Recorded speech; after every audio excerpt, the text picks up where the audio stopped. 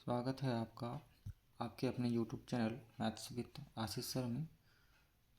आज हम अध्याय 8 से लेकर अध्याय 14 तक मोस्ट IMP प्रश्नों पर चर्चा करेंगे। कल की हमने अपने वीडियो में 1 से अध्याय 7 तक के महत्वपूर्ण प्रश्नों का विश्लेषण किया था।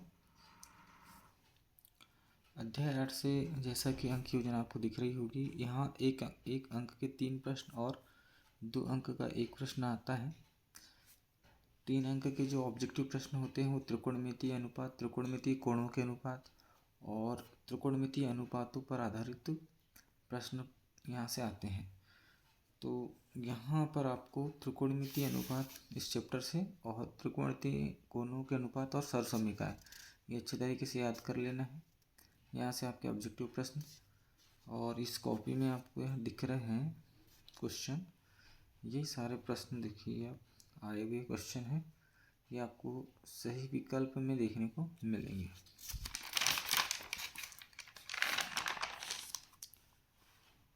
देख लीजिए, ये प्रश्न इस प्रकार से, ये सही जोड़ी में त्रिकोणमितीय अनुपात, कोणों के अनुपात और सरसमीकरणों के प्रश्न पिछले सालों की परीक्षाओं में पूछे गए हैं और अभी वार्षिक परीक्षा 2026 में आने की पूरी संभावना है।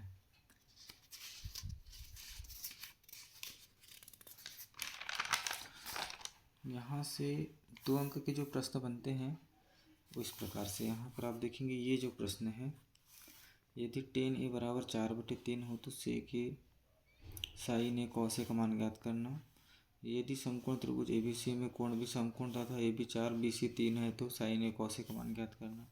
ये प्रश्न क्रमांक 4 sin 60 अंश cos 30 धन sin 30 cos 60 अंश है, ये मान ज्ञात करना। उसके बाद में ये प्रश्न दिख रही है, यदि sin a बराबर 3/4 हो तो cos से tan a का मान ज्ञात करना। उसके बाद में ये क्वेश्चन है sin 30 cos 60 अंश धन cos 30 धन sin 60 का मान ज्ञात करना। और ये है cos a बराबर 3/5 हो तो sin a tan a का मान ज्ञात करना और ये मान ज्ञात कीजिए। पिछले साल पूछा गया प्रश्न दोनों। इसी प्रकार से अध्याय 9 त्रिकोणमिति के कुछ अनुप्रयोग, कुल 5 अंकों का इस अध्याय से प्रश्न पूछा जाता है।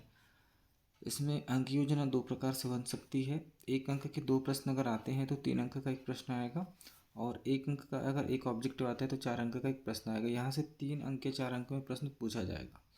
अगर 3 अंक से कोई प्रश्न पूछा जाता है तो यहाँ एक कोण वाले प्रश्न आने की संभावना है और अगर 4 अंक में प्रश्न पूछा जाता है तो फिर 2 कोणों से क्वेश्चन आएगा। ऑब्जेक्टिव प्रश्न यहाँ इस प्रकार से पूछे जाते हैं, देख लीजिए आप। यहाँ ऑब्जेक्टिव प्रश्न इनमें से पूछे गए हैं पिछली बार।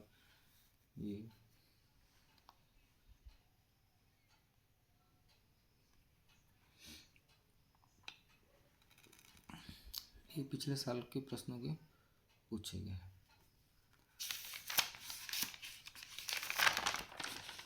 और ये जो प्रश्न है ये 3 अंक या 4 अंक में पूछे गए हैं। जैसे कि ये प्रश्न है, भूमि के एक बिंदु से जो मीनार के पाद बिंदु से 25 मीटर की दूरी पर है, मीनार के शिखर का उन्नयन कोण 60 अंश मीनार की ऊंचाई। अगर यह प्रश्न आता है तो 3 अंक में आएगा।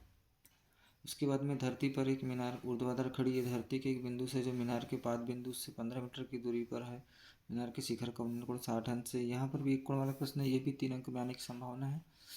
उसके बाद में भूमि के एक बिंदु से जो मीनार के पाद बिंदु से 30 मीटर की दूरी पर है, मीनार के शिखर का उन्नयन कोण 30 अंश है, ये भी 3 अंक में पूछा जाएगा। और ये 1.5 मीटर लंबा एक प्रेक्षक एक चिमनी से 28.5 मीटर की दूरी पर है, उसकी आंखों से चिमनी के शिखर का उन्नयन कोण 45 अंश है, चिमनी की ऊंचाई बताइए। और ये जो 2 प्रश्न 5 और 6 नंबर पर है, ये पिछले साल पूछे गए हैं। तो अगर बेसिक में यहाँ से क्वेश्चन आता है तो शायद 3 अंक का ये आएगा और स्टैंडर्ड में पूछा जाता है तो फिर 4 अंक का भी इस चैप्टर से पूछा जा सकता है। इसी प्रकार से अध्याय 10 में व्रत में जो कि 5 अंकों का आने वाला है, यहाँ से 1 अंक के 3 प्रश्न और 2 अंक का एक प्रश्न आता है, या फिर यहाँ 1 अंक के 2 प्रश्न और 3 अंक का एक प्रश्न भी बन सकता है। ये इस प्रकार से यहाँ ऑब्जेक्टिव प्रश्न यहाँ देखेंगे आप, ये पिछले परीक्षाओं में पूछे गए हैं, आप इन्हें नोट कर लीजिए और इन्हीं प्रश्नों की बार बार प्रैक्टिस करेंगे तो आपका जो प्रश्न पत्र होगा गणित का लगभग इन्हीं प्रश्नों में से आपको देखने को मिलेंगे। ये 2 अंक या 3 अंक में पूछे गए प्रश्न हैं। पिछला देखिए, सिद्ध कीजिए कि वृत्त के किसी बाह्य के सिर पर खींचे की स्पर्श रेखाएं समांतर होती है। मोस्ट टाइम भी प्रश्न है। एक बिंदु Q से एक वृत्त पर स्पर्श रेखा की लंबाई 24 सेंटीमीटर तथा Q के केंद्र से दूरी 25 मीटर है तो त्रिज्या ज्ञात करना है। सिद्ध कीजिए कि बाह्य बिंदु से वृत्त पर खींचे की स्पर्श रेखाओं की लंबाई बराबर होती है। कई बार पूछा गया क्वेश्चन।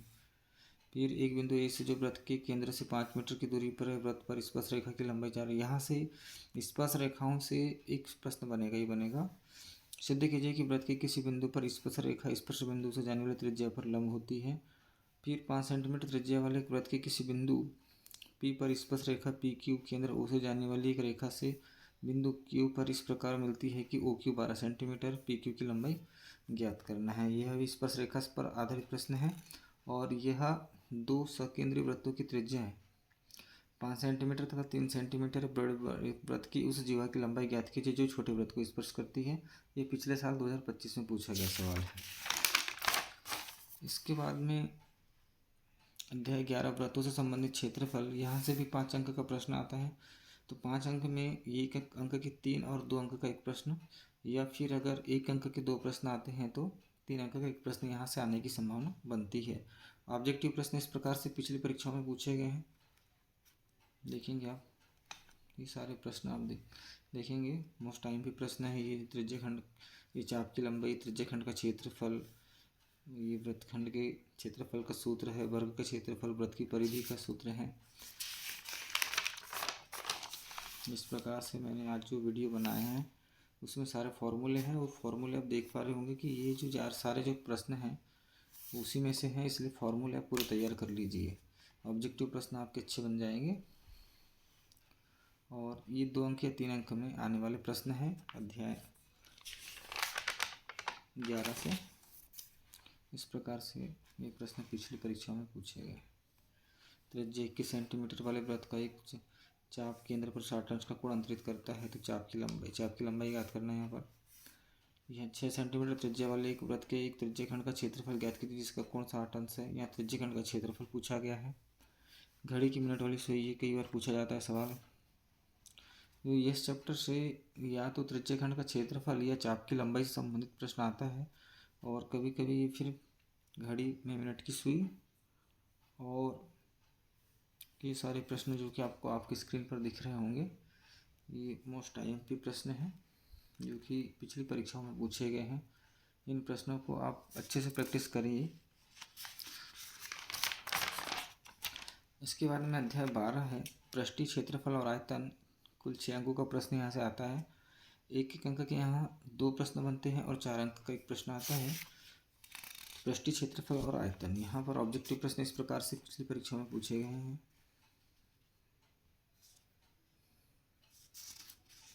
ये जो प्रश्न है ये पिछली परीक्षाओं में पूछे गए ऑब्जेक्टिव प्रश्न है। इस देखिए ये प्रश्न है और 4 अंक में इस प्रकार के प्रश्न आपकी स्क्रीन पर दिख रहे हैं। यही सवाल जो है पिछली परीक्षाओं में पूछे गए हैं। ऊंचाई 2.4 सेंटीमीटर और व्यास 1.4 सेंटीमीटर वाले ठोस बेलन में से इसी ऊंचाई और इसी व्यास वाला एक शंक्वाकार खोल काट लिया गया है। शेष बचे ठोस का निकटतम वर्ग सेंटीमीटर तथा पृष्ठीय क्षेत्रफल ज्ञात करना है। एक ठोस एक अर्धगोले पर बड़े एक शंकु के आकार का, इनकी त्रिज्या 1 सेंटीमीटर तथा शंकु की ऊंचाई उसकी त्रिज्या के बराबर है। इस ठोस का आयतन पाई के पदों में ज्ञात करना है, प्रश्न पूछा गया है। और ये जो प्रश्न क्रमांक 3 और 4 जो दिख रहा है यह 2025 में यानी पिछले साल पूछे गए क्वेश्चन है। 2 घनों जिनमें से प्रत्येक का आयतन 64 घन सेंटीमीटर है कि संलग्न फलकों को मिलाकर एक ठोस बनाया जाता है। इसमें प्राप्त घनाभ का पृष्ठीय क्षेत्रफल ज्ञात करना है। ये क्वेश्चन आ सकता है, इसको अच्छे से तैयार कर लेना। और ये सेकंड वाला प्रश्न, ये दोनों प्रश्न इस बार आने की संभावना है और ये क्वेश्चन है जो कि पिछली बार आया हुआ है। इसी प्रकार से अध्याय 13 सांख्यिकी से 5 अंकों का पूछा जाता है और इसमें 1 अंक का एक प्रश्न और 4 अंक का एक प्रश्न तो आता ही है, चाहे वह क्वेश्चन बहुलक का हो, चाहे माध्य हो या माध्यक हो। यहाँ ऑब्जेक्टिव प्रश्न पिछली बार पूछे गए हैं, ये देखेंगे आप। इस प्रकार के ऑब्जेक्टिव प्रश्न यहाँ पूछे गए थे। ये वर्ग चिन्ह वाला क्वेश्चन पिछली बार पूछा गया 2025 में। भूलक का सूत्र पूछा गया है आंकड़ों में अधिकतम आवर्ती वाला प्रेक्षण क्या कहलाता है, बहुलक कहलाता है। और समांतर माध्य क्या होगा, इस प्रकार का क्वेश्चन पिछली बार पूछा गया था। इसमें संभावित जो प्रश्न है 4 अंकों का, ये देखो ये माध्य में ये आंकड़े दिए गए हैं, इसमें माध्य पूछा गया है। सेकंड प्रश्न है यहाँ बहुलक पूछा गया, ये आंकड़े दिए गए हैं। बहुलक बहुत आराम से बन जाता है, बहुलक और माध्य को अच्छे से तैयार कर लीजिए। एक क्वेश्चन माध्य या बहुलक का आना तय है, यह माध्य ज्ञात करना है। फिर इसके बाद में अगला जो प्रश्न है इसमें बहुलक पूछा गया है, ये बहुलक पूछा गया प्रश्न है।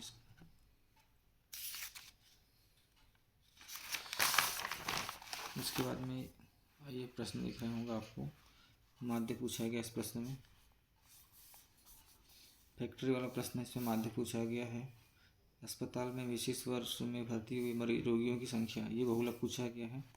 और फिर ये माध्य पूछा गया। इस प्रकार से अध्याय 13 से सांख्यिकी में माध्य या बहुलक से ही पूछे गए क्वेश्चन। हो सकता है इस बार माध्यक भी पूछ ले, इसलिए आपको माध्यक भी तैयार करके जाना है।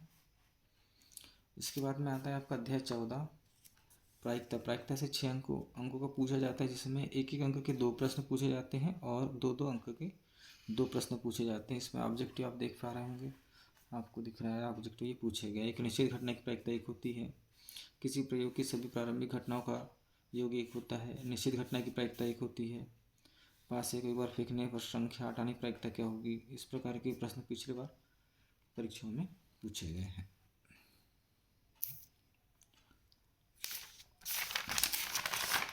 और 2 अंक के जो प्रश्न इसमें पूछे गए हैं ये मोस्ट IMP प्रश्न आप देखिए। पास से वाला प्रश्न 4 से बड़ी संख्या प्राप्त होने की प्रायिकता, 4 से छोटी संख्या प्राप्त होने की प्रायिकता, अच्छी प्रकार से फीटे की 52 पत्तों के गड्ढे में से एक पत्ता निकाला जाता है, प्रायिकता परिकलित कीजिए। एक इक्का होना, एक इक्का नहीं होने की प्रायिकता। असंभव घटना किसे कहते हैं, असंभव घटना की प्रायिकता। यदि PE बराबर 0.95 है तो E नहीं है की प्रायिकता पूछा गई है। 2 खिलाड़ी संगीता, ये प्रश्न बहुत आता है संगीता और रेशमा वाला। थैले में लाल गेंद, ये भी क्वेश्चन पूछा जाता है कई बार। 25 में दोनों प्रश्न 25 में पूछे गए हैं। इसके बाद में एक पासे को फेंकने पर अभाज्य संख्या, ये पिछली बार पूछा गया क्वेश्चन है। एक डिब्बे में लाल, ये गेंद वाला क्वेश्चन तो कोई ना कोई पूछा ही जाता है। एक ये सिक्के वाला क्वेश्चन भी आ जाता है। ये बक्से में 3 नीले 2 सफ़ेद गेंद, इस प्रकार के प्रश्न हैं, ये भी पूछे जाते हैं।